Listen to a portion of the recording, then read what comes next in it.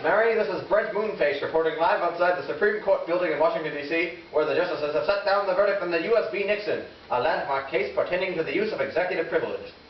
The court, with a unanimous 8-0 ruling falling against President Richard Nixon, has determined that the 64-taped President Nixon has secretly recorded his telephone calls and office conversations were not of national security or other sensitive information, thus they must be turned over.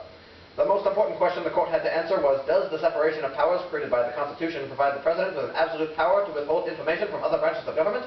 The court made it clear that the President could not withhold evidence from an ongoing criminal prosecution of another President, simply because he was the President.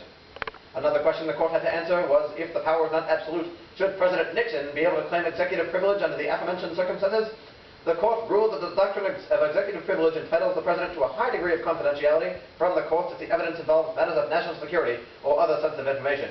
But the President cannot withhold evidence involving non-sensitive information when needed for a criminal investigation. When asked for comment, President Nixon had only this to say: "I am not a crook." That's all I've got. Back to you, Mary.